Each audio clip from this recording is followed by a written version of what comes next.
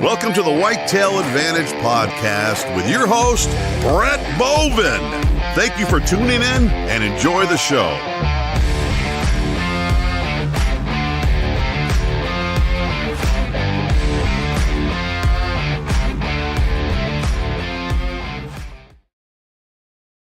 Oh my gosh, the deuce is failing right now. I swear. No, wrong camera angle. There we go. And there we go. I swear. The deucer, I can't fire you anyways. Anyways, everyone, welcome to hell because I have to deal with this guy. Anyways, welcome everyone to the show. Hope everyone's out there is having a great day. This is the show for the hunters and the outdoorsmen all alike to share stories and get together and learn strategies, and we like to call it the electronic campfire. For those of you unfamiliar with the show, we do a live show Tuesday and Thursday at 9 p.m. Eastern Standard Time. This week, however, we were doing a show Monday, Tuesday, and Wednesday because when we scheduled these guys, after we scheduled them, we changed our scheduling days of just Tuesdays and Thursdays, so we just kind of kept it the same. But anyways, each week we cover a new state, and for instance, this week we're in New Jersey. Excuse me. For any of those out there watching and you want to drop a comment or a question during the show, feel free to drop them in the comment section, and the deucer will pop them up in the screen, and we'll address it here on the show as well. If you ever want to be a guest on the show, feel free to send me a message on our social media platforms, or you can send me an email at brettbovin@whitetailadvantage.com. We have a saying here on the show, put your cord in the slot machine. What I simply mean by that is to help share the show, help us get one new friend. I strongly believe hunting is a dying sport, a dying lifestyle. So we need everyone's help out there to help spread the word about hunting and get the kind of that deer camp feeling back again. Because honestly, don't get me wrong, I love social media. I love interacting with other people and getting to know people from different areas. But you're still kind of missing that homegrown meeting with friends and family, and it's still out there, but it's not like it was when it used to be back in the day. Anyways, enough of me jabbering. And for those of you that have been watching the show leading up to now, you're right looking in the background of like, what the fuck? It's different. Yes, it is different. I moved the studio around. We're going to be doing some different stuff here on the wall in the studio as well. We're trying to do stuff to make sure I look prettier because, like I said, I'm fugly. So I'm trying to do stuff to make sure I look a little bit presentable, I guess, is the word you want to look for it. Anyways, today is July 30th. It's Tuesday. Tonight we have on Andrew Fitzgerald from New Jersey. So producer, enough of me jabbering. Let's bring on the guest tonight. There we go. What's going on, brother? How are you? What's going on, Andrew? I swear, first off, I apologize for the deucer. He's failing. He's been gone for a while. He's been busy, so he's kind of losing his steps here and there. But I want to fire him, but I can't because I'm scared to fire him because I'm afraid he's going to eat me alive. So I just can't. Listen, you can fucking fire me. I don't give a fuck anymore. For all those, the deucer is here. He's just not going to be on during the screen, obviously. But I will say I love the dude. So, Andrew, thank you again for coming on the show. Greatly What'd you say? Nothing. Yeah, I didn't think so. Andrew, for all those that don't know you, can you give a little background about yourself? Yeah, my name's Andrew Fitzgerald. Like you said, I'm from Jersey. I am the founder of Die Hard Outdoors, and I'm just your blue collar dude. I'm a welder and a fabricator by day, and I try to get on as many whitetails as I possibly can in any free time that I have. And yeah. I mean, that's pretty much it for me. And that's all there is to me. I'm married, I work, and I kill whitetails. That's about it. And the deucer like to say that you have an amazing mullet, or at least I don't say it's a mullet, but you have amazing locks. Thank you, brother. Listen, producer, you already know, Brett. We're both bald. We wish we could have fucking hair like that. That's why you're ugly. Put your hat back on. You're already fucking up the camera. Yeah, the deal with the long hair is I told my wife that because believe it or not, I used to have like, like nice, presentable, clean cut hair like a normal gentleman. And no, I told her I won't cut it until I shoot one bigger than my next. So we're gonna see how long it's gonna go for. Starting to get pretty long though. So See, I can't get long hair. Like, for instance, I just shaved my head today, and it was like a quarter of an inch long.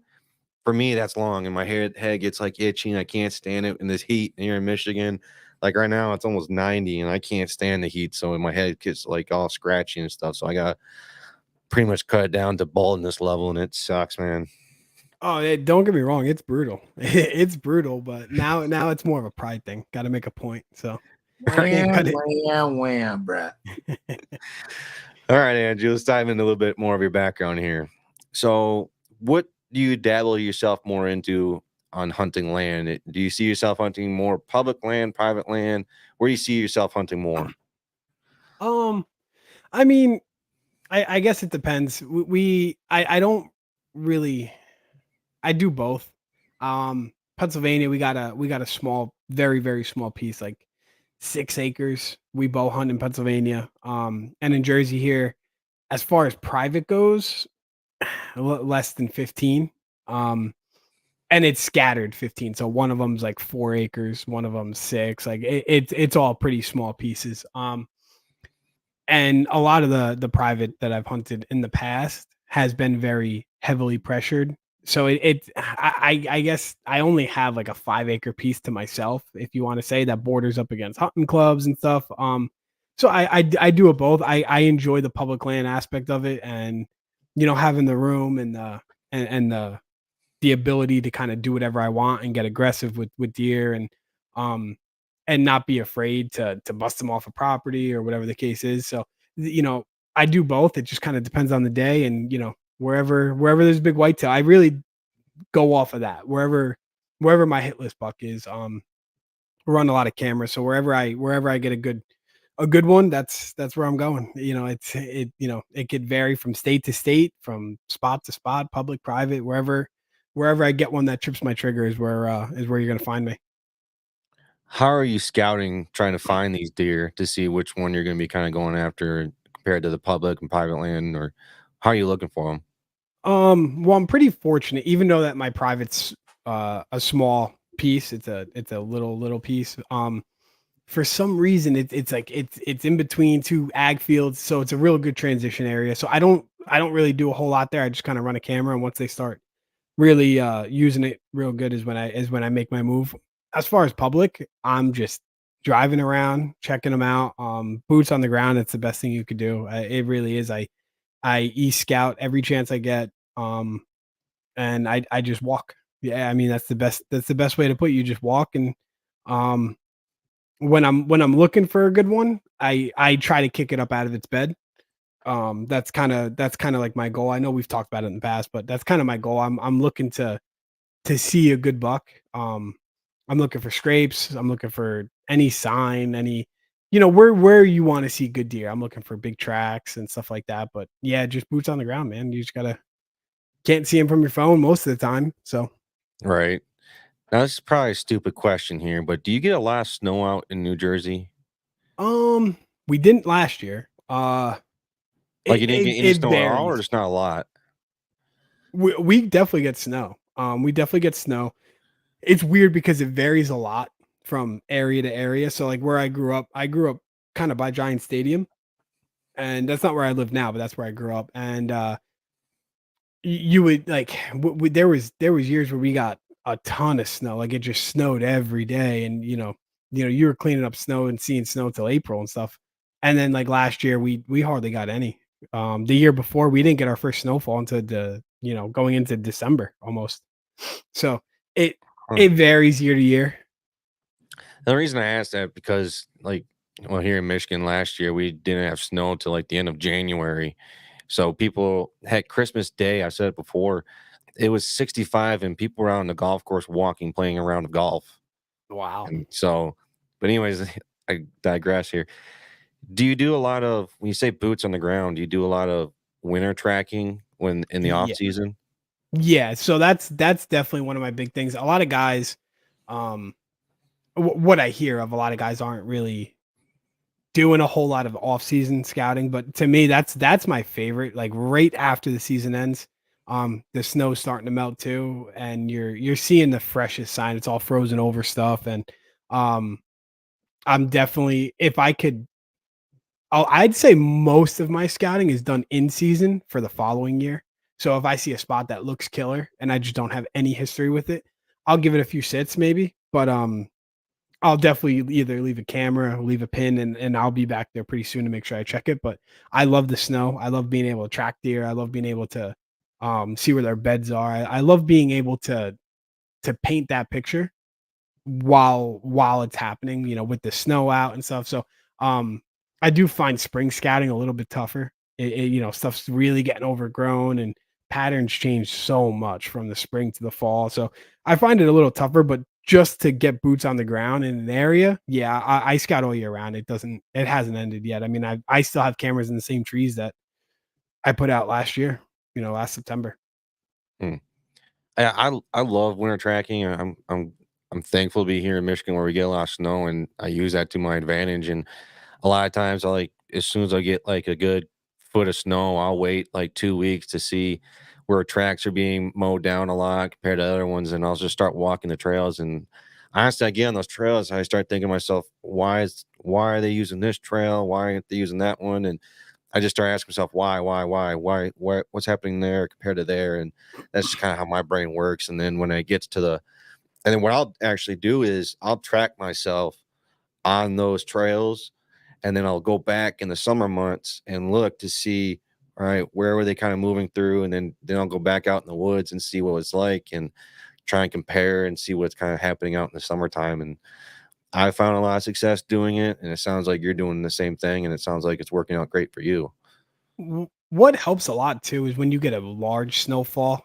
This is a method like I kind of I'd say I started dabbling in within the last 5 years is when you get like so much snow that they're yarding up, and usually where they're yarding up, that bed where they're being forced to bed, their natural bed is usually pretty close.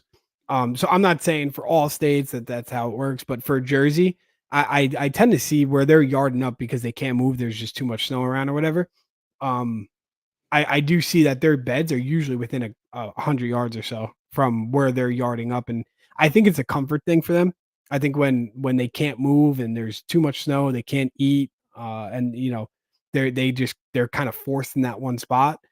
I do tend to see that it's in a spot where they're comfortable.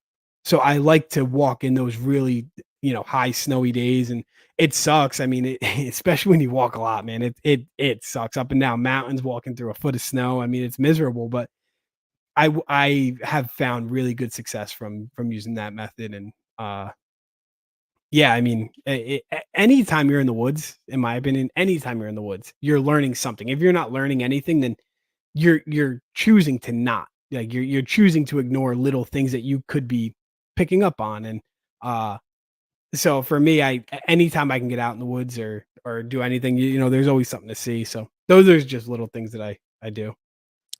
I forgot to mention, I I made a post on Facebook, obviously announcing you as the guest, and Brecken made a comment in there saying white coyote. And for any of you those that are watching and you don't remember, when we had Brecken on episodes ago, Andrew texted me saying, ask him about the story about white coyote. So I'm not going to share the story. Andrew, can you fill us in on what that exactly means again? So first of all, I want to give a big shout out to Brecken and Ty and Russ Cooper over at Farmland Trophies. Those are my guys. I love them guys. I've known them for years now. They run the greatest outfitting in the world. They're awesome. Farmland Trophies. But I went out there a couple of years ago, and I was sitting in a spot where, man, I there was just a real cool deer, and I was kind of waiting for this guy to come through, and man, I didn't see nothing. And it's strange when you hunt the Midwest, like a state like Illinois, and you're not really seeing much of anything. there's a red flag. There's always something moving. The deer densities are just so high. So I kind of knew something was going on, whether it was a person or whatever. But man, I saw this coyote come down the hill, down this like little like ridge, and it was snow white. It was absolutely snow white. Like it was the craziest thing. And I didn't think much of it. I don't really look into coyotes. Like it wasn't anything that I was like, oh wow, that's cool. You know, whatever. And when I got back to the lodge, Brecken was like, we were sitting around the table and Brecken's like, so what'd you see? I was like, a couple small bucks, couple does. And, I saw a white coyote and, and that was and everyone stopped and they were like, no, you didn't. And I was like, no, I did. And they were like, no. And we were talking about it. And then I made the mistake of saying that I was like, well, yeah, I mean, I'm colorblind, but I could see white. And he was like, oh, you're colorblind. You didn't see it. And then everyone for the next 4 days, man, I got ripped apart by even guys I've never met before that were just random hunters there. They were ripping me apart the entire week. And 2 days later, I'm walking my dog outside and Brecken calls me and he was like, guess what? I was like, what? And he was like, I just shot the white coyote. I was like, I told you, and man, that story stuck. It was just one of those moments where there was no dead deer, never even saw a shooter buck that trip or whatever, and it was one of my most memorable hunts. It was just a good time, and we talk about that every single time I talk to him or he talks to me. It's the white coyote gets brought up at some point, and then I went on to see that or learn about that. Albino coyotes are some of the rarest albino animals that you could see, and I never even thought twice about it. Really? Never even thought twice. It was pretty cool. Wow. Yeah, wild story. But man, I got ripped apart, and like if you can imagine like being a little kid, like with like all your family members, your uncles and your dad, your grandpa, and you go to deer camp for the first time, and everyone's making fun of you and ripping on you. That's how it was for me. I felt like a little kid just getting ripped apart by everybody, including my own father. Everyone was just ripping me apart. As soon as I said I was colorblind, which for anyone who knows, like colorblindness doesn't really affect black and white, just so everyone understands that. But man, once I said that, nobody took me seriously. No one believed me. And it was like within 48 hours of me leaving, he ended up shooting that coyote. Now I got two questions with that. First off, wasn't it that didn't Brecken say that they saw the white coyote? Like it was like this mystic thing, like it was talked about, but just no one ever seen it. Ty Mills told me, it might have been Brecken. One of them told me that a neighbor from a neighboring farm and from a buddy's, whoever it was, like it was like that story was passed along through like 10 different people before it even got to them. And they heard about it, but no one's ever saw it. No trail cameras. And it happened to be on that farm, like how it was laid out. There was a lot of pinch points and a lot of exits and entrance routes on that farm. So they had a good bit of cameras there. Like if there was a white coyote that was living on that farm, like they should have gotten a picture. And I didn't blame them. So on a small farm, they had a bunch of cameras out on that farm, just how the farm laid out. And they didn't have it. So like I understood why they didn't believe me. And I mean, that coyote probably walked like 20 yards away from that camera, just on the other side. Like it was right there. It really was. But it was pretty wild because they did say that like, oh, this guy's brother, sister's brother-in-law's cousin, saw it once and he said that. And, so it was passed down, through the grapevine, but no one believed it. And I didn't think anything of it. I just kind of thought, I was like, oh, that's cool. Like white coyote. But yeah, pretty wild. Now, with you being colorblind, because I've never actually met someone that's colorblind and a hunter on top of it too, what's it like tracking deer? I'm sure you get that question asked a lot. That's tough. That's where it gets real tough. I guess when the best way of doing it is when you shoot a deer, if you kind of get on them quick, like a lot of guys go back and they give it 6 hours or whatever the case. And normally not me, unless it's at one of my small properties where I know I can't push it. And if I think it's an iffy shot, then I won't. But I've kind of practiced, and I'm sure someone's going to call me out on it, but I've tried to practice double lung shots so deer don't run far. That's what I aim for. I really aim for a double lung so I don't have to track very far. And up till now, I've been pretty all right with it, and I've watched most of my deer fall. But the ones that I haven't, I try to get on them fairly quick within reason, and I try to make sure I see the blood because when it's fresh, it kind of glistens off the leaves. Um, so you can kind of tell by that. But yeah, man, you just gotta get good at tracking. You got to be able to tell when a deer is running real hard and kicking up dirt, and when it's not. And um, just learning how to track is what saves me a lot. I mean, that has saved me from sometimes finding and not finding deer by myself. It'd be easier if you just aim for the heart and just kill it that way instead of doing duolongs. So whatever. Yeah, I'm but I just mean, kidding. That's a hard hard shot, shot you'll to see him pull off. run a couple hundred yards. Well, no, I shot my deer fish hook. I shot him right in the heart, and he went 5 yards and died right in front of me. Really? Yeah, I literally shot him. He was at 22 yards, and then he took like 10 steps, maybe stood there and fell right there. Like And basically, he I'm died right sure where I that shot him. happens. Yeah, I'm sure that happens all the time. I haven't been in a position where me, my father, or my wife where we smoked just the lung and it hasn't ran 200-300 yards, me personally. But double lungs don't always work either. I killed a buck up in North Dakota where I double lunged it, and I mean that deer ran, damn near 400 yards. So I mean, it just kind of, and there was zero blood from like how the shot angle was. There was one drop, literally one drop of blood, and it wasn't from me. Like that was also looking like there's a group of guys out there looking for blood. How the shot angle was, like he was kind of like going down into a ravine, and I went a little high, so I clipped the first lung, smoked the second lung, but it got stopped by the opposite shoulder.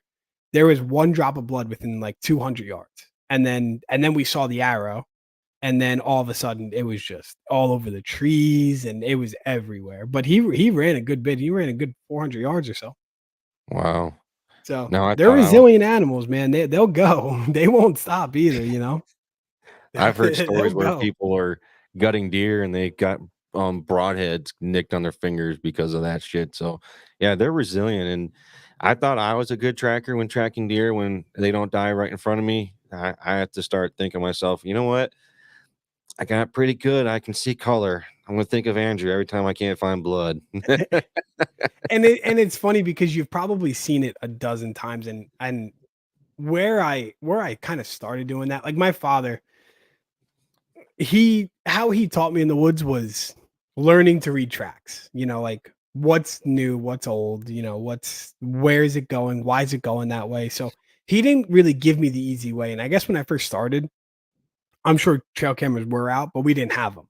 So that's how I hunted. You were following tracks and you're figuring out the why, not so much where they're going to be, but why are they going to be there? And I think that's what's really helped me along the way. And then, I picking up different methods. Like I do a method that's a lot of people hate, but I bump bucks.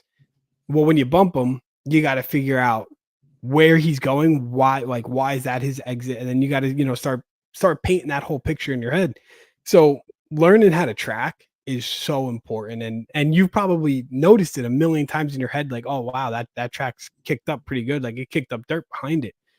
But you're following blood, so you probably never thought twice about it. But if you start looking at it that way, you'll start realizing that they leave you way more information than you think, but it Mhm. just depends. And sometimes I need help. It's sometimes it just doesn't work that way, and Right. I need help. So Well, and then the deer, once you naturally shoot it, they're naturally going to want to run somewhere and then start running downhill because yep, all the adrenaline. So they're trying to, it just seems like that's where they all go. So yep. you have to start thinking, all right, if I can't find blood, where am I at on this piece of land? Where's the closest downfall into a ditch?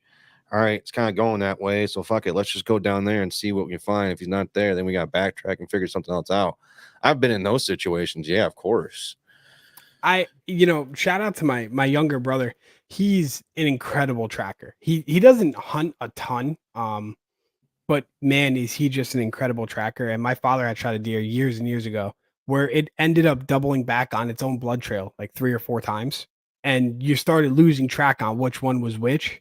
And my brother, man, he just has a knack for it. And he found that deer pretty quick, where I would say most experienced guys would kind of almost chalk it up like he's kind of gone or he's still living. And he found that deer pretty quick. And so I give him a lot of credit for just kind of having a knack for it. I do think that there's a knack for it when you, especially in Jersey, when you're hunting kind of smaller pieces. and a deer doesn't want to run to someone's backyard and they're kind of doubling back on their trails, tripling back on their trails and running all around, it gets tough. It definitely gets tough. So that's why I don't aim for the heart and I aim for the lungs. So I was fortunate to be on your podcast, and then we've talked in previous, and we've talked about bumping bucks. It talks into this next segment here. We're talking about finding mature deer. How are you finding them, and what exactly do you mean by bumping these bucks? So I'm going to start by saying I don't know everything. So for all your listeners, I don't know it all. I don't ever claim to be a know-it-all. It's what works for me. He's lying, it's a everyone. method He that thinks I he learned knows and I like. everything. He thinks he's the genius hunter of them all. He's lying to you. No, I'm just kidding. I cracked the code. That's it. Exactly. No, I don't claim. It's actually, bumping bucks. It's something that, a lot of people get really upset about. I kind of get happy, if I'm hunting a spot and I see a rack kind of, I guess we'll dive into that. But how I find mature bucks, I mean, my favorite stuff to hunt is when I'm like ankle deep in water and in cattails. I love hunting in cattails because I think I love it as much as I do because no one else likes to. So I usually, if I have a 200-acre cattail swamp or whatever the case is, I usually have it to myself. Most people aren't going in there until, waterfowl or deer drives or whatever. So I usually have it to myself for a good amount of time before I got to worry about anyone else. And man, they just love being in there. Them bucks, they just love being in there. There's so much cover. They're not being seen by anything, and they'll just live in there and they come on out. And I actually sent you a picture by accident. I meant to send it to someone else the other day. I sent you a picture of a doe, if you remember that. Yeah. That's like 6 yards away from like a 300-acre cattail swamp. And I told my buddy Justin, who's a part of Die Hard, I was like, there's either going to be a slammer right here because it's just the only way in and out, or there's not going to be a buck here. And it was like 36 hours later, there was just a giant, just a mega giant came out of that swamp right where I knew he was going to come out of. And, I love that. I would say, like, if I'm on any piece of property and there's water around, I always tend to go there. And I think in Jersey, it's just because there's so many, like, the woods are small. There's not huge acres of woods, and there's a lot of guys that are hunting. So a lot of them guys avoid it. And I usually have it to myself. But acorn flats, man, benches inside of a ridge. There's not much else that beats a good bench inside of a ridge where, that they're going to be bedding, on a transition or whatever the case, on a, the leeward side or whatever. And, but I mean, I've seen deer in some crazy spots where like they're like 150 yards away from the parking lot where you got to kind of make do. And like I said in the beginning, wherever that big buck takes me, I'm just going to hunt him down. Right. I like to think I'm more resilient than him, and I'm just going to find him and just hunt him down. And if I bump him, I bump him. If he takes off the property, I'm just going to follow him and go get him. I have a buddy that hunts in kind of like a marshy, swampy area, and I think it was like 500 yards of pure swamp and cattails, and in between it, pieces here and there. It had like little knolls through the whole thing, and around it was just cover of swamp tails and stuff like that. And I was like, holy shit. And no wonder why he's shooting monster bucks. And I was like, damn, I gotta start hunting this stuff more. So it's cool to see like it's happening out there for you. And I noticed there's a comment here. Deucer, can you pop that comment back up? Yeah, and you talking about them fingers, man. If you could find a little island, even if it's a tiny little island in a cattail swamp, man, there's a buck on it. I mean, if there's a mature buck in the area, he's gonna be on it. PSC Mobile Hunter, he made a comment here saying wind bumping bucks is very effective. So it sounds like there's other people that are finding success doing that as well. So I've never had great luck at wind bumping bucks. I know some guys that have killed some studs doing it, like kind of getting at a good distance, kind of letting their wind slowly drift or very slightly drift into that bed.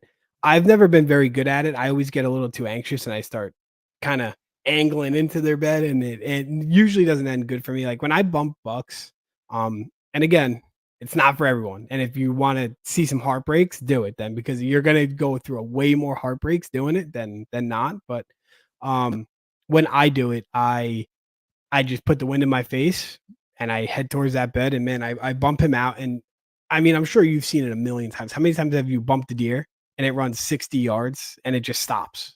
Like, because it Mhm. doesn't know what you are, you know? Like, I mean, how many times have you been walking in the dark and you hear him run, but you hear him stop 50 yards away? So a lot of the times, if they don't know what you are, they're just gonna run because that's what they do, you know, coyotes or bears or whatever the case is, and they'll just run a little ways just to get some distance between whatever you and, you know, that was. And they're more worried about just getting away a little bit. But when you're chasing big mature bucks, and I'm not going to say that this is going to work for everything, because if you do it on a 2 or 3 year old, it's going to be tough because they might just skedaddle for good. But if you're getting on a big mature, you know, 5 year old, 6 year old buck, that's his home area, it's almost no different than a person. You know, it's like if someone came into your home, you might be a little sketched out about being back in your house, but it's not going to keep you from your home. I mean, that's where you live. That's what you do. You're going to go back eventually. You may be cautious, but that's what you do. So for me, when I bump out a buck, I do everything as perfect as I can. I put the wind in my face. I make sure I got cover when I'm doing it. I try to do it to where they're going to get to a ridge top and they're not going to be able to see into it, like into where I'm at. And then I usually set up there or within a very, very close proximity. And I get ready for them to J hook back in and trying to figure out what I am. Like a lot of time, they'll be back in a couple hours where they're J hooking back into that bed, trying to figure out what you were, because it's almost like a dominance thing. If they don't know what you were, they're gonna come back trying to figure it out. It's the same as you know, if you leave your house and you leave something on your nightstand and you come home and it's not there, you're gonna wonder why it's not there and you're gonna be curious. It's just the nature of the beast. You know, curiosity kills a big buck sometimes. So Right.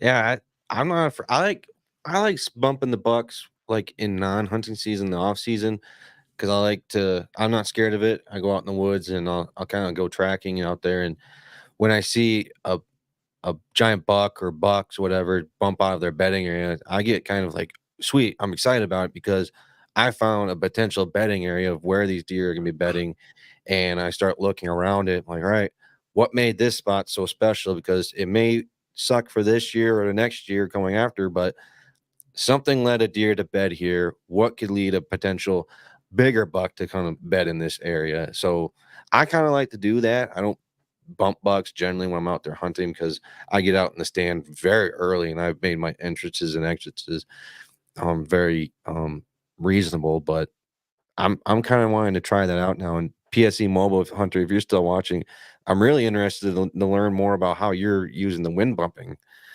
You don't really, I don't think you really hear that a whole lot. no, Do you hear about it, Andrew? the guys that do it, man, usually those guys are they're sick. Usually sick in the head when when I hear guys doing that. It's crazy because the one thing you don't want to do is a whitetail to smell you. And Mhm. you know, I believe any whitetail. I was gonna say a big whitetail, but any whitetail lives and dies by its nose. I firmly believe that. Nothing will ever change my mind on that. I don't think you'll ever be able to trick a whitetail's nose. Um, Unpopular opinion. I know a lot of guys, they wear these like, you know, magic suits and all this and that, and it takes away odor for good and, you know, yada yada. Listen, I'm gonna tell you, I a whitetail's nose, there's nothing better. So I don't think you'll ever be able to trick them. But I've heard of people kind of getting up a little bit on a ridge, and kind of just letting them thermals pull your scent down into a bed, and it just bumps them enough just to kind of be skittish and a little worried, and they do the same thing and they come back in. And I've heard of guys really like killing some giants doing it. I don't do it, but that doesn't mean that it doesn't work. I mean, I've witnessed it work for guys, but not myself. A lot of our property's a little small, so you do it and, you know, it starts getting crazy. I I like to get into whitetail biology. I love that. Honestly, I don't know everything about it. I'm not a genius or an expert. And side note, anyone that says they're an expert in any field, I call straight up bullshit. Like the experts in any field. Well, I'm an expert. How the fuck are you an expert? You must know every small little thing about being in that field. So I just don't think that's possible unless you have some type of genius type IQ. It's a different story, but I digress here and there. When it comes to a whitetail's sense, whatever the word I'm looking for, I can't think of it right now. But you got like their vision, then their scent, and then their hearing. I like to rank each one of them. I think, in my opinion, it's tied between vision and their scent. I mean, their nose, and then third is their hearing, because a deer can only hear as far as you and I can hear as a human being. But a deer's nose, they don't have they have like a couple thousand more scent receptors in their nose compared to like a German Shepherd. So it's not that much better than a German Shepherd. So that's why I kind of tier their vision more kind of above it. That's just my personal take on it. Obviously, we Yeah. all have our different ones, but you're right. You can't beat a deer's nose. No. There's just no beating. And that's why I like to, I want to try this year of putting my scent out my tree stand so they get used to my scent, and put like a scarecrow up my tree. So that way they get used to the scent, they get used to some type of figure up there. So that way when deer season comes around, then it goes 7, 8 months of not seeing anything. And all of a sudden, what the fuck is that weird object up in that tree? I'm going to die. I hear it all the time because we hunt some areas that are, quote unquote backyard bucks or whatever. And, you see the Seek One boys out in Georgia killing hammers behind people's, swing sets and stuff. And one of the big things that I hear is like, oh, it must be real nice and real easy to just walk in your backyard and kill a pet. And it's like, there's a line. There's definitely a line. I think I've showed you pictures, deer right on my front lawn. And they're cool with that. They're cool with me walking right past them, no problem. If you do that in the woods and they pick you up, they know the difference. I'm telling you, they know the difference. When they grow up in suburban areas like this, they expect to see you by a house or by a street or whatever.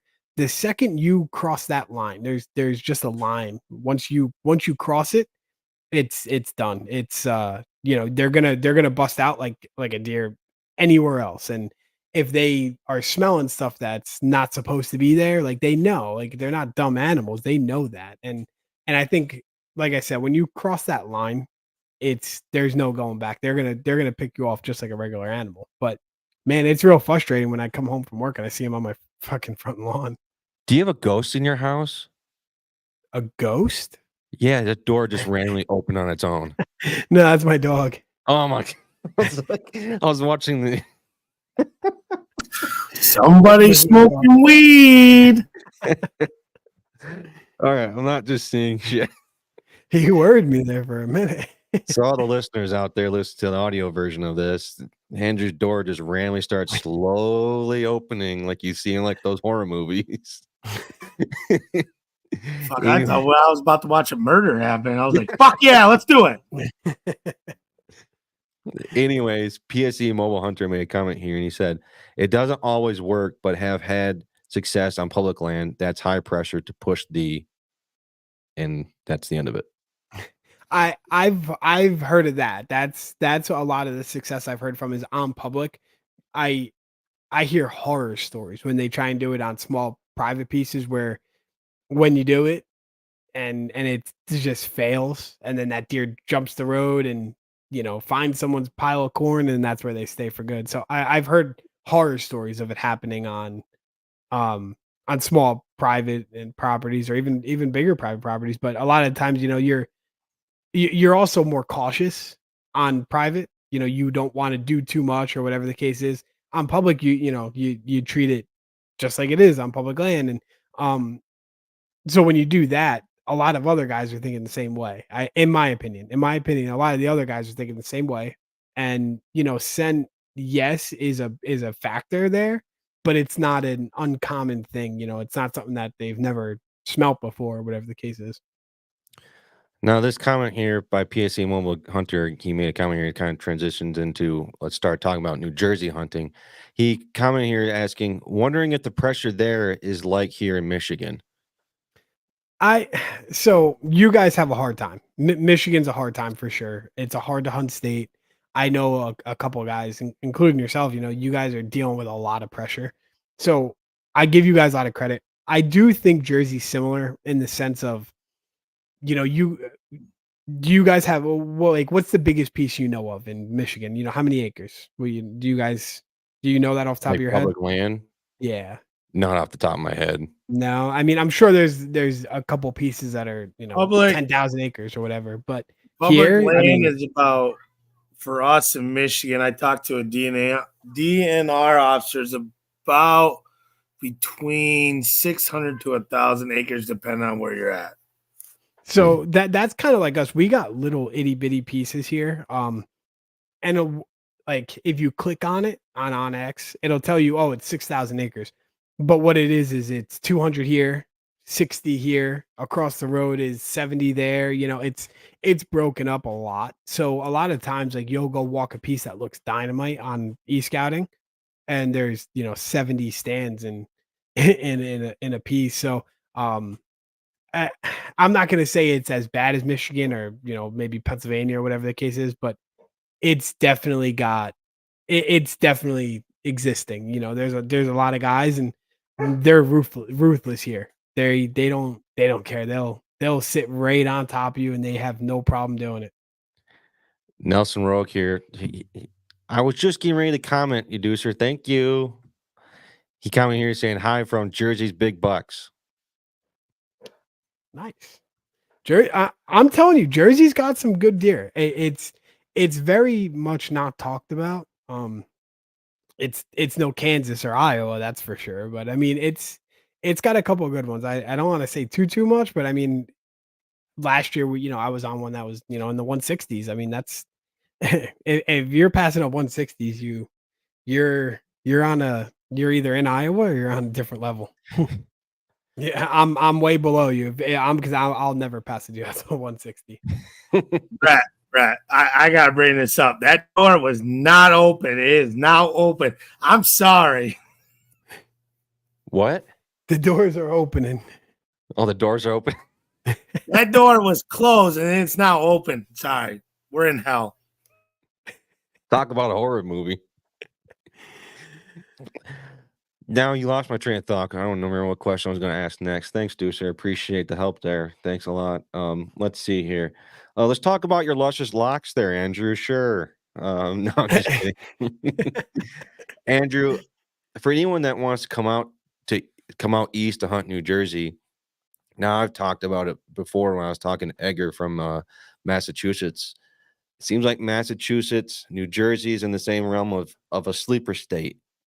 For anyone that wants to start kind of going out to you guys' state to start hunting, what would you tell them to start preparing for and start studying and stuff like that? Brush up on your bears. There's a ton of bears here. I run into them I'd say really. I don't mean just about on a bears daily in New basis. Jersey. Just about a daily basis. Actually, I don't know if you're just messing around, but No, there's more bears per square mile than any other state.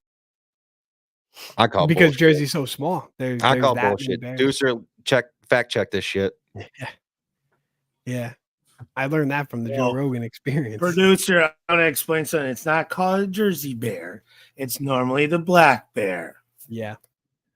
There's a ton of them, man. I've gotten charged 4 times. I've have encounters with them, man. They're around. There's a lot of them around, and I'm gonna say on just about any given day you can run into one if you're in any type of denser areas of woods. And what's crazy is that the number of bears is so high, but they're really not down South Jersey. They're almost all up, North Jersey. So that cuts that state in half for the numbers. It's crazy. I just looked it up because now I'm curious. It says, I asked Google, how many bears are in New Jersey? It says 3,158. Fish and wildlife biologists have calculated a 2020 population estimated of that number.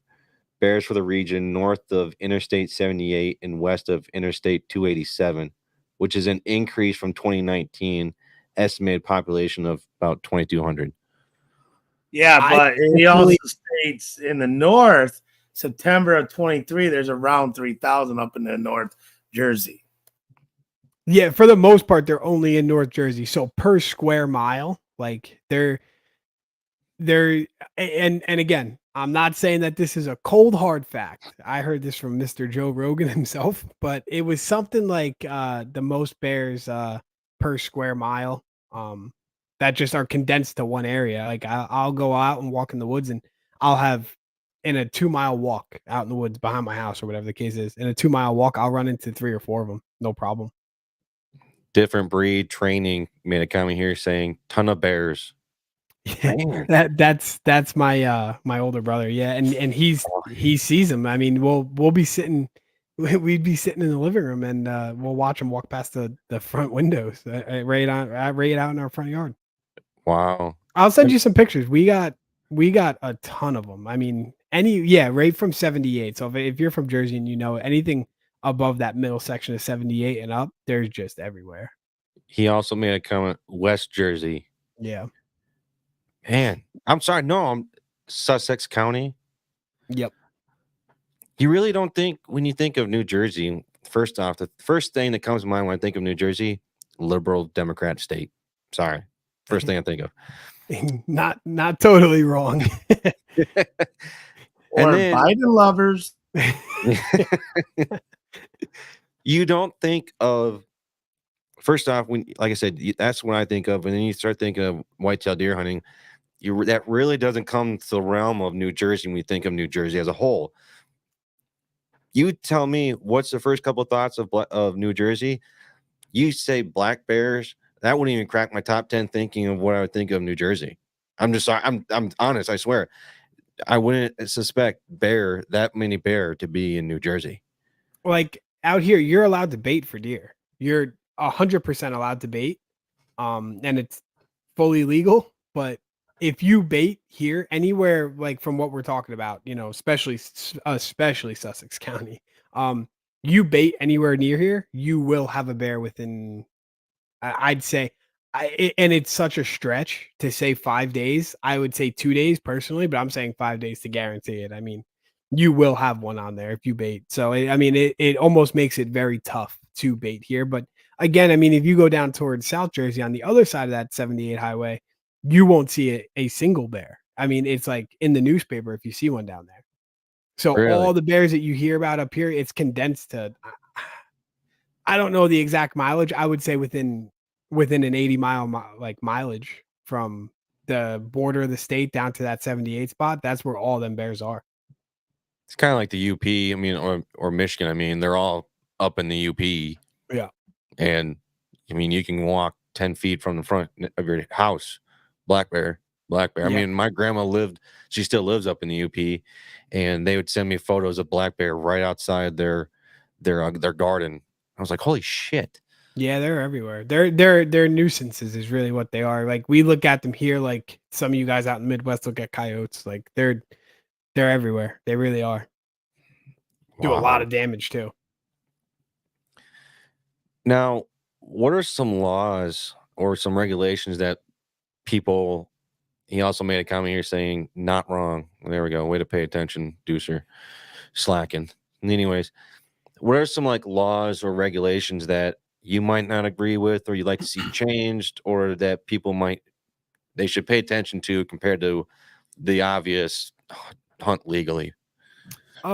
We have very few zones here that you got to watch some you can shoot X amount of deer and stuff like that. And the state of New Jersey likes to make sure that it's very, very confusing to check on the map. So it does get tough to look at. So make sure you really pay attention, because some zones you can shoot unlimited does and some zones you can only shoot one. So you definitely got to pay attention to that for one. Some of the zones open early, some of them don't. The one law I'm going to say that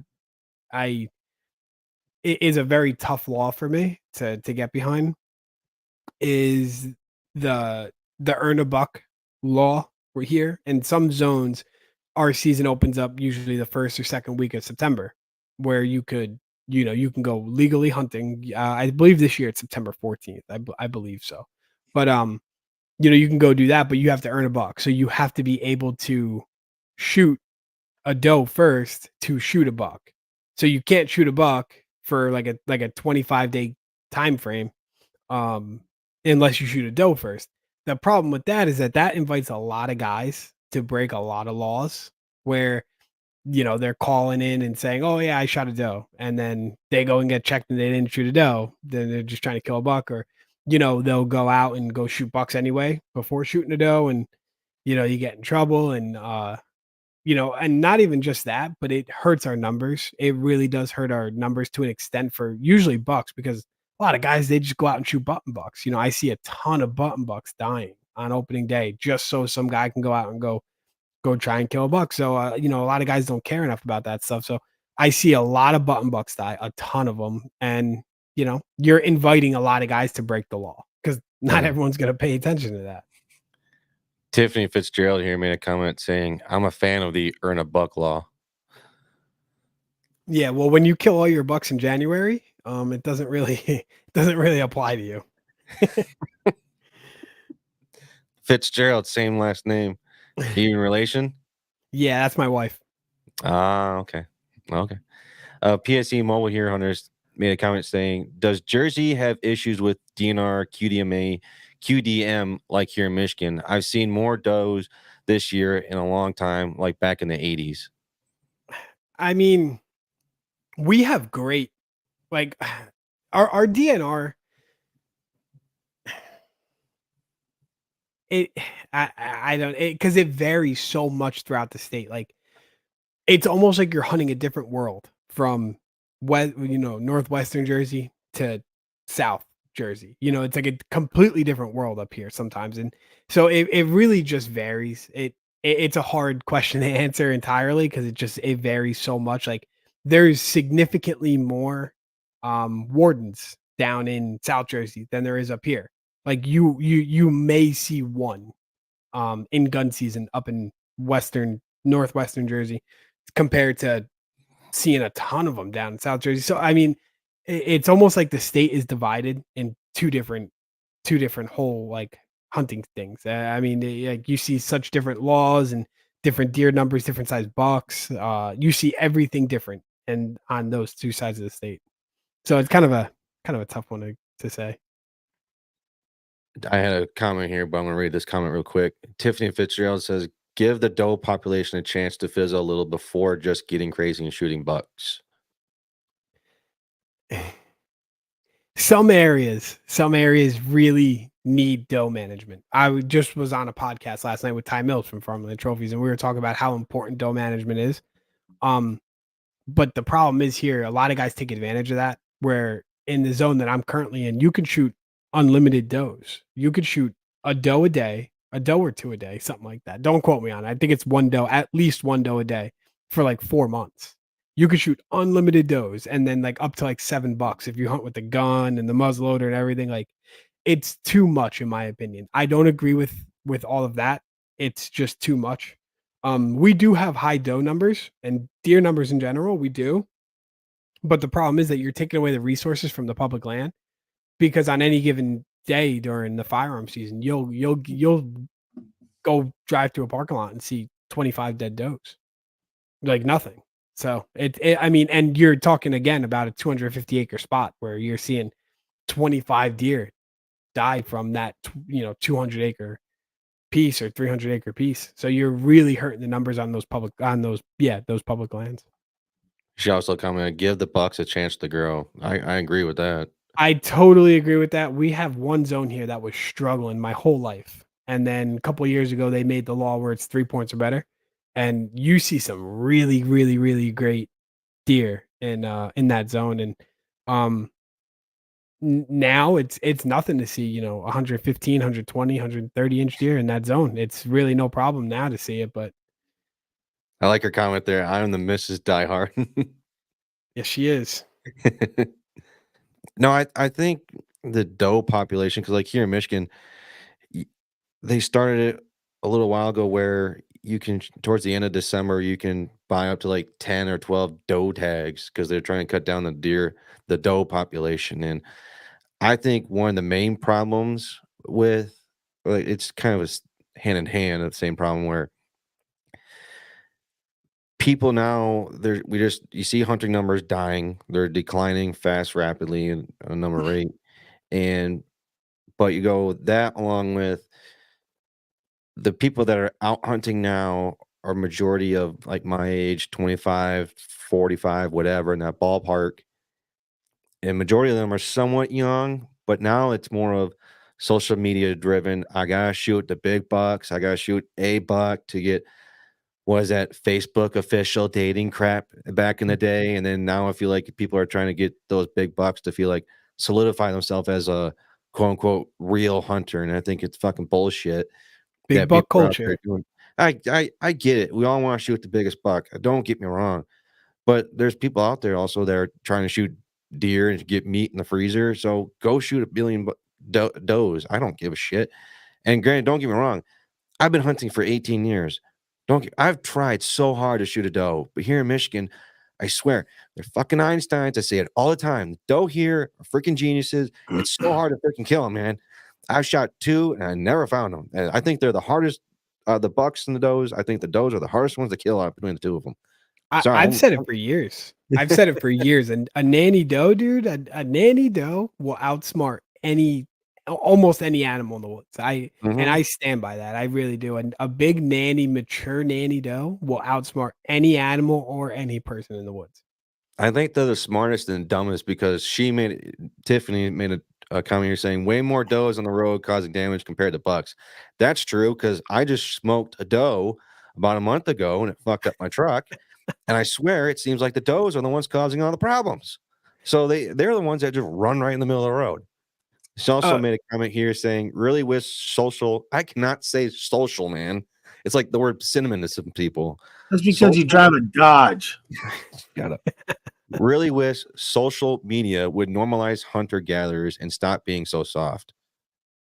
We're pretty big on that. Me and my wife and the people around me and kind of in our circle, we're big on the, like, I get it, big buck culture. Listen, everybody, you hit it on the head. Everyone wants to kill a big buck. I understand. I shouldn't even say that. Not everybody does. Some people are just okay with just going out, and that's great. Like, I commend and I really tip my cap to the guy that likes going out and just watching a nice sunset and just enjoying nature. Like, I really, really, really tip my cap to that guy.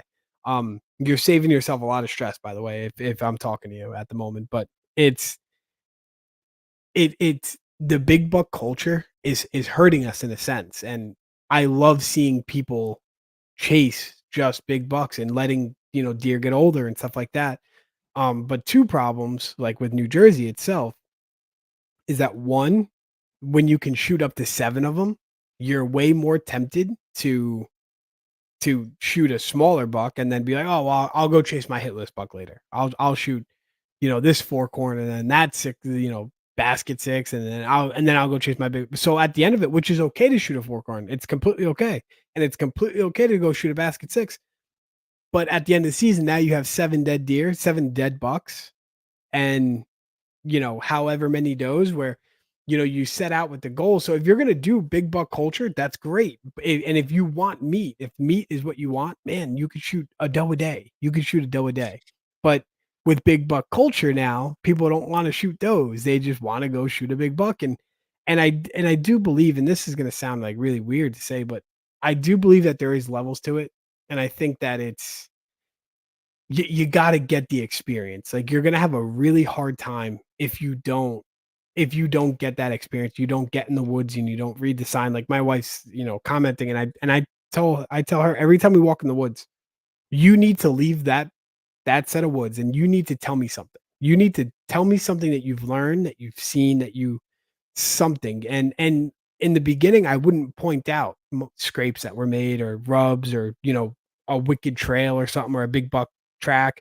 I wouldn't point those things out because I'd want her to start noticing them. And now she's getting much better with it. And the fundamentals of hunting are lost. It's just seeing these guys that are just killing giant deer or, 10-year-olds. I think I just saw a 10-year-old on Instagram the other day. It was like a throwback Thursday. I don't know how far you could throw back with a 10-year-old, but I mean, it was like a throwback Thursday picture last week where, he's holding a 160-inch deer, and that's incredible. That's awesome that you have the ability to do that. But there are levels to it. You should work up and, man, shoot a pile of them and get that experience, because it's going to help you down the road, not just for the deer numbers and for yourself and for your freezer and for all of that. Like, it's going to help you be a better hunter.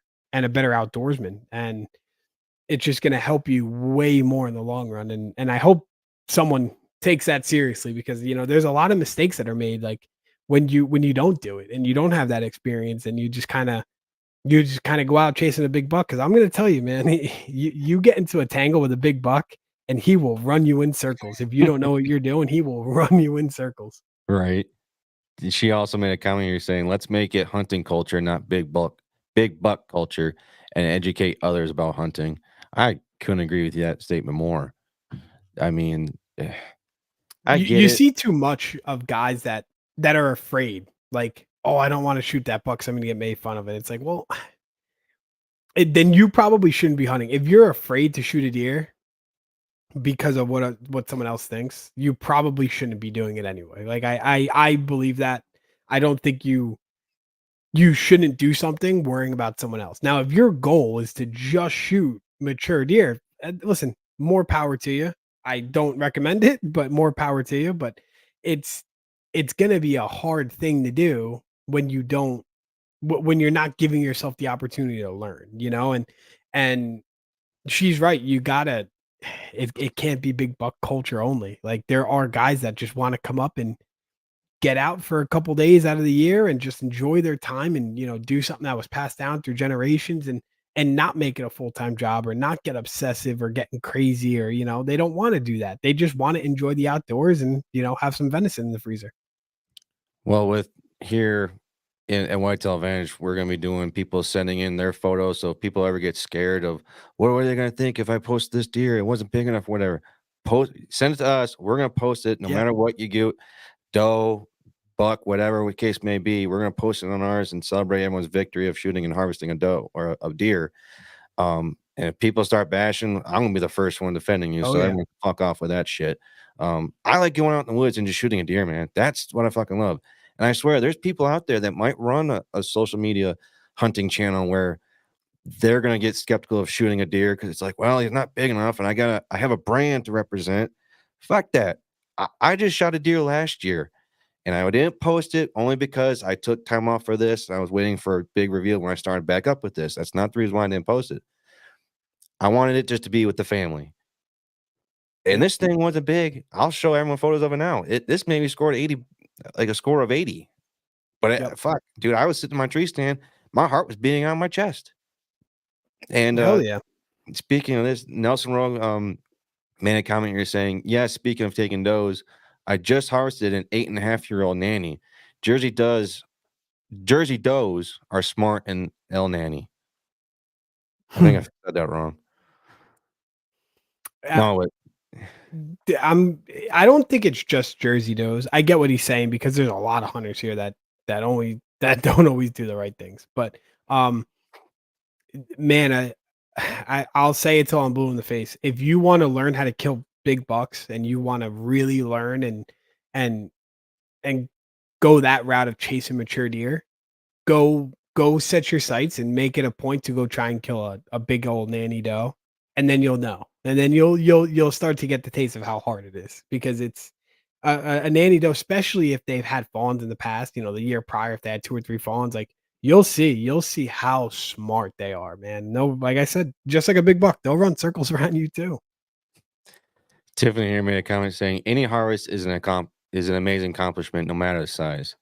Putting your tag on a deer is an accomplishment in and itself, because it's hard to shoot deer. We make it seem like it's this easy thing with YouTube podcasts and the photos that we post. We make it seem like it's this, oh, I can go out in the field and it took me 5 days to finally see a deer and I shot it. No, it's 10 times harder than what you think. And that's why I love hunting. I think that's why all hunters love it, because there's more to it than people think. And man, I love talking about my failures. Like last year, for example, I was chasing a buck and he wasn't even the biggest buck on the property. He probably didn't even crack top 10 of my biggest ones that I had on my hit list. But man, he just drove me nuts, because he was a ramped up 4-year-old that was covering miles in a few hours. Like, he was just all over the place. And I laid eyes on him a few times, and finally I was just like, man, I'm gonna bump and dump on him, and I'm gonna kill him. So I got a picture of him, and I told myself I wasn't going to go in there until I knew he was in that bed. And it was getting the rut was like kind of just petering out. And so I knew he was going to be back in that his main core area soon. I got a picture of him the one day and he was going right into that bed. I was like, okay, he's dead. Like, that's it. I remember calling my wife and being like, yeah, let the butcher know this deer's dead because I'm going to go bump and dump him and he's going to be dead this afternoon. I walked in there, bumped him right out of his bed. Everything was perfect.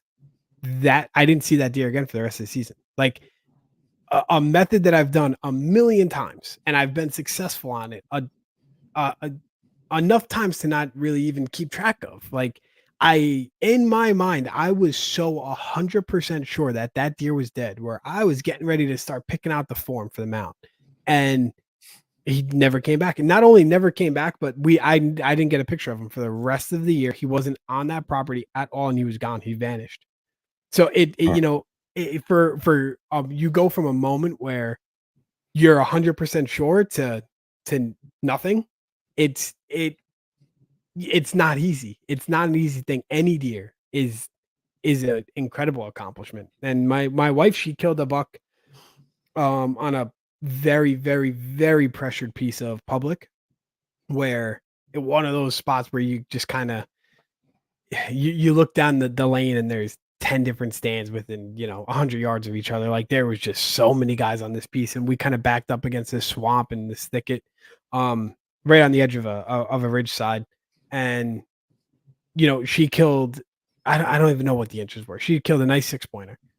And I tried to explain to her, like, you have no idea how hard it is to kill a 4-year-old deer, which he was about 4 years old, to kill a 4-year-old deer on a piece of public like this, where that deer for the last 4 years has seen everything. That deer has come across everything that you could throw at it.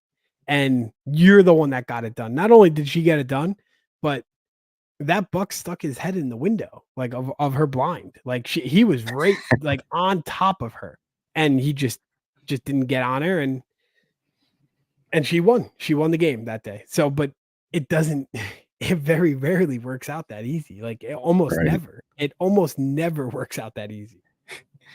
We'll say this, and we'll go back to PSC Mobile Hunters comment here. Tiffany said, every deer we have harvested has fed us for a whole year until the next season. And that's done the same thing for my family as well. And Deucer, can you pop up the other comment right before that one?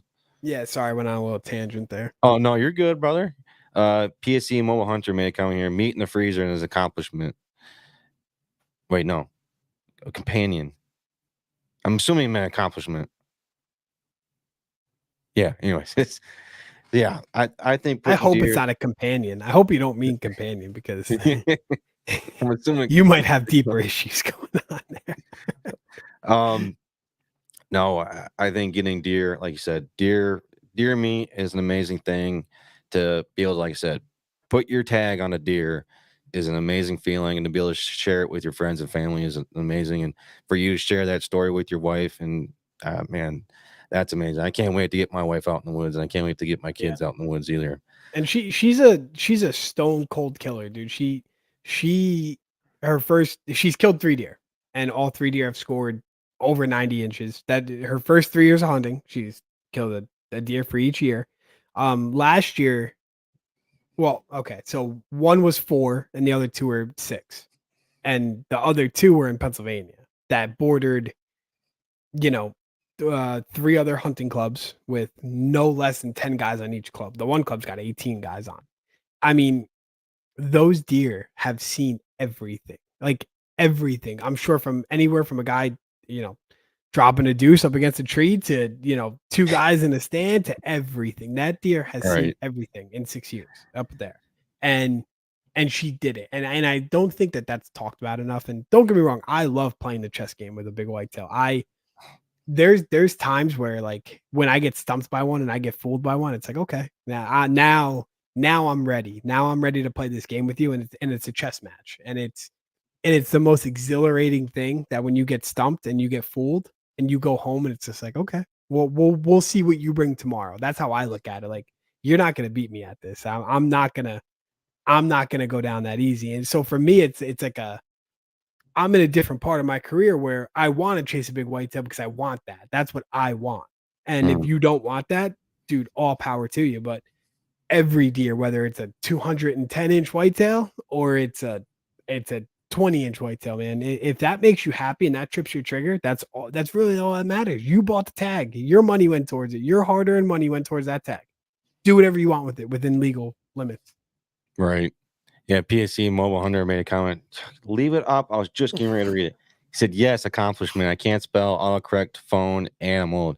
No, it's autocorrect, man. I can't stand autocorrect. I swear. It's fucking annoying. Anyways, Andrew, we're getting here towards the end of the show. So start wrapping up here. And I got 5 rapid fire questions here that I want to ask you. Okay.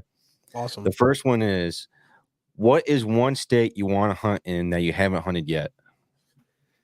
I got a couple of them, but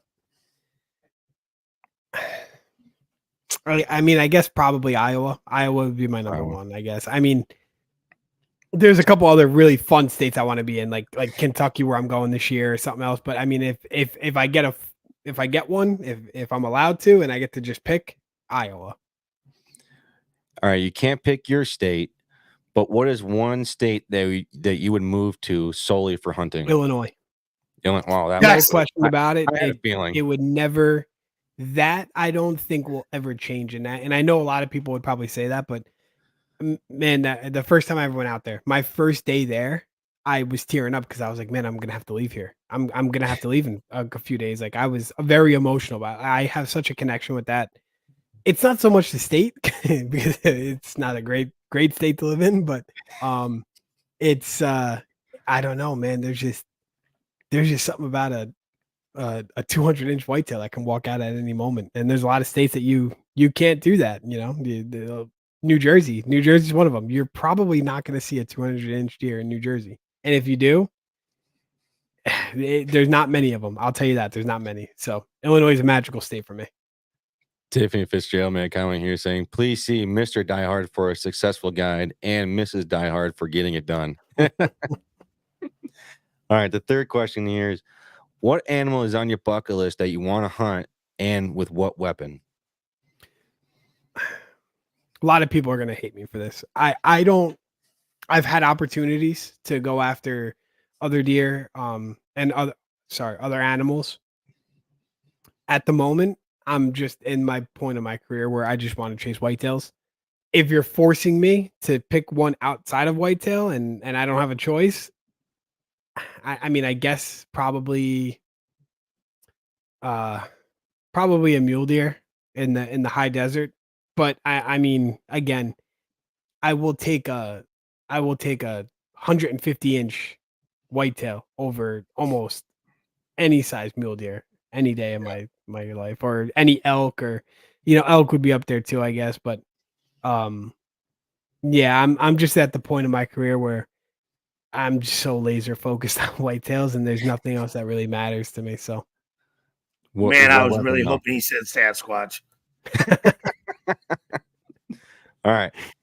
Do you have any? I'll tell you, if I see one of them, it's getting an arrow. I'll tell you that. Listen. I got one question. Why do they call you Die Hard? I actually came up with that name myself. I was, and it's funny because it does come from a story. I was talking with an old timer, and we were talking, man, for like 45 minutes in the parking lot of public land years and years ago. I was pretty young. I just got my license, and I was on a piece of public land, and I was talking to this old timer, old guy, and he was just like, "Oh, you get it." Old timers. I think they like to be called mature, wise old heads. That's what I call old asses. Listen. I'm enjoying it. He's calling me an old timer. Shut the fuck up. Yeah, like anyone. Brett, how old are you? 30. 30. Yeah, I mean, I would say anyone over 30 is probably an old timer. Sorry to interrupt, Andrew. Go ahead. No, and I was talking to this guy, and we were talking about just we were hunting a similar area, and we were just talking about strategy. He's like, man, yeah, you're a diehard, that's for sure. You got the bug. You're a diehard, and that always stuck with me. And that's always a phrase that I use. Like when I would walk away from talking to somebody, I'd be like, yeah, he's a diehard. He gets it.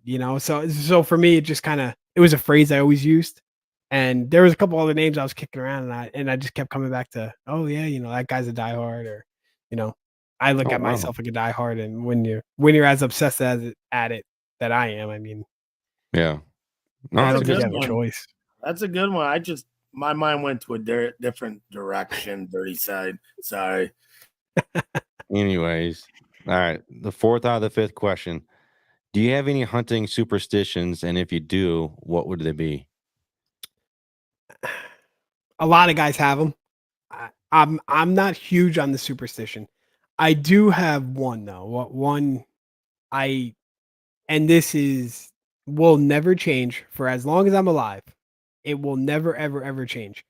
I will always listen to Civil War by Guns N' Roses and Turn the Page remix by Metallica before I go into the woods, no matter what. I will go into the woods late before I don't listen to those two songs. I don't know why. Yeah, that's American right there. I don't, my dad always played them when, before we'd go, and it's something that's just always stuck with me. And some of my, I link up a lot of my deer and my memories and stuff like that to, it started stepping out of the car to blasting and, blasting Metallica, Turn the Page, or, Civil War by Guns N' Roses. So those are two things that I don't know if you count them as superstitious, but I will not go into the woods without listening to those two songs. I'd count that as. And Tiffany here, she said, I've never seen anyone more diehard devoted to hunting more than my husband, Andrew. I hope you feel the same way when the season kicks off here, because I'm going to be gone a lot. All right. Last and final question here before we let you go for the night. What is one thing that you think that we as a hunting community should or could do to improve the hunting community as a whole?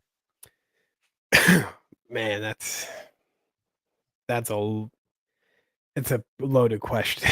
That's a real loaded question. There's a lot. There's a lot from when I started, which I guess for some guys isn't that long ago, but we're going on my 16th season. There was a point in time where you never ever asked, oh, how many inches did it score, or how big was it, or whatever the case was. It was never it was never in the sense of how big of a buck it was. It was always just like, what happened, what was the story, where'd he come from, or I guess what I'm trying to say is, the hunting, like shaming other guys and throwing them under the bus, or making fun of them for whatever they're doing is not okay with me. Leading up to the season, whenever I do a podcast or a live or whatever I do, I always take the time to make sure I talk about that, because to me that's very, very important. I work with a lot of guys that are very new to this, and all they want to do is just get out and go try and harvest a deer. It doesn't matter how big, it doesn't matter the history they have. So, to me, it's super important to stop shaming guys for what they're harvesting or what they're doing or how they're doing it. And I get it a lot. If you want to shame someone, come to me. I'll give you a notebook full of stuff that you can shame on me for, and that's fine. I'll take it. But doing it to the new guys, it takes people out. It takes people out of the sport and out of hunting, and it makes them not want to do it when you do that to them. So I would say that's my biggest thing. If I can change one thing, I'd say, man, just stop shaming guys. Let them do what they want to do. As long as it's legal, let them do what they want to do. Let them have their moment without taking it from them. I couldn't agree with you more, first off. And second off, your wife here made a comment here saying, wearing the same outfit I killed my buck in and running the scent killer bag 3 times before going out.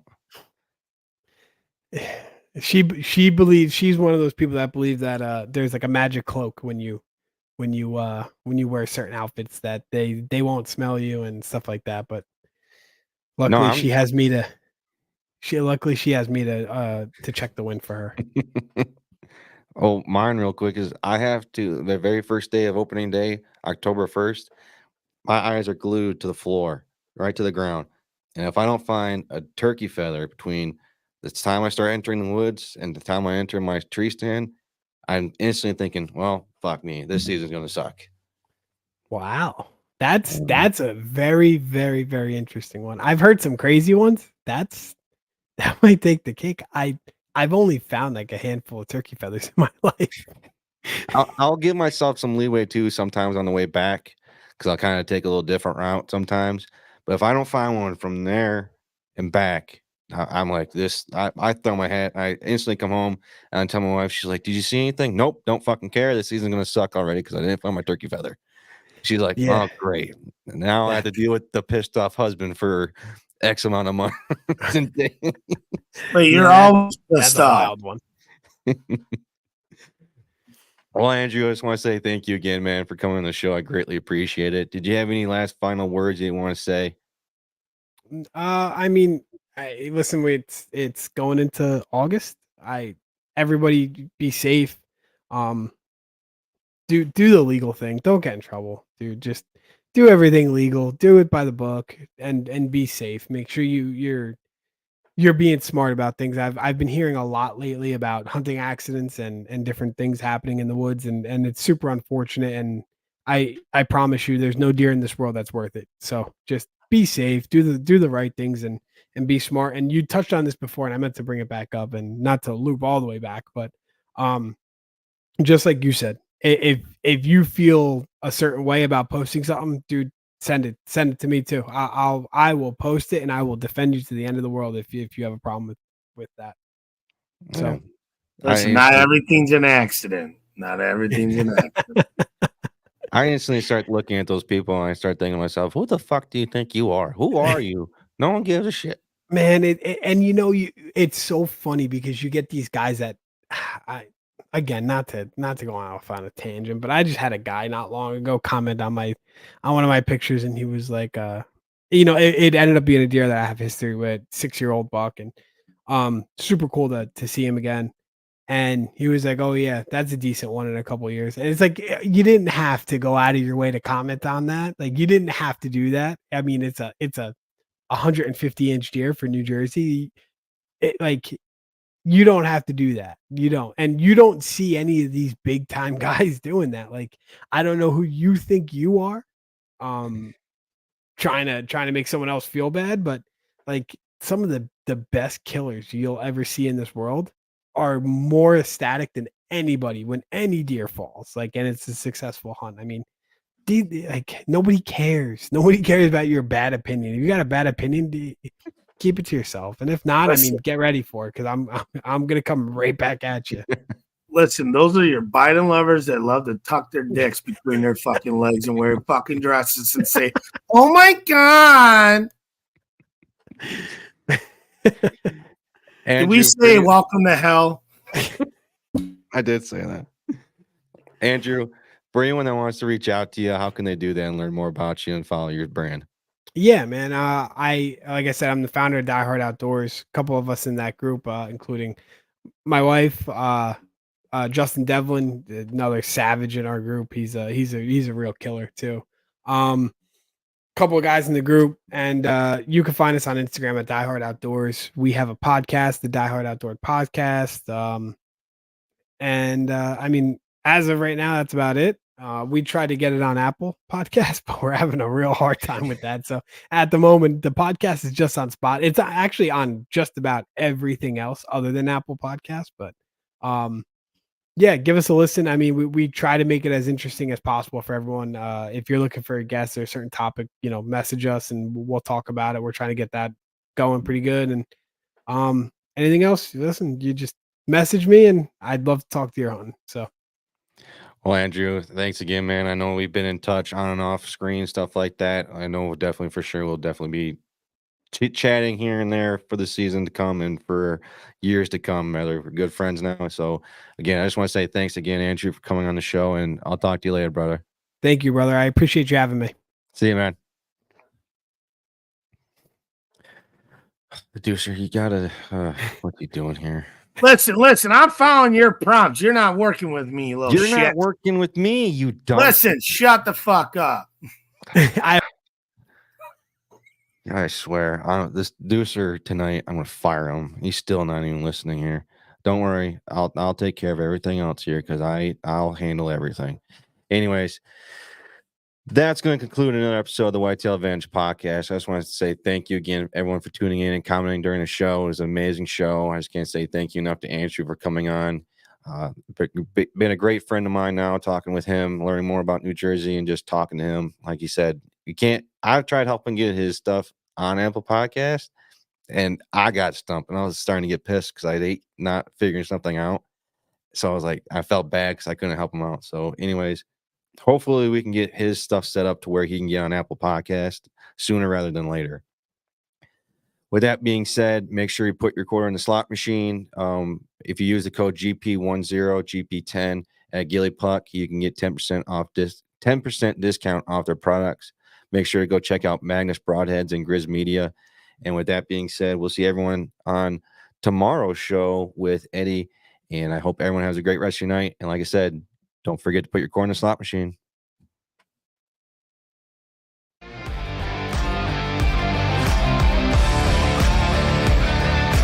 Thank you for tuning in to another episode of the Whitetail Advantage Podcast. We hope you enjoyed the show, and we will see you next time.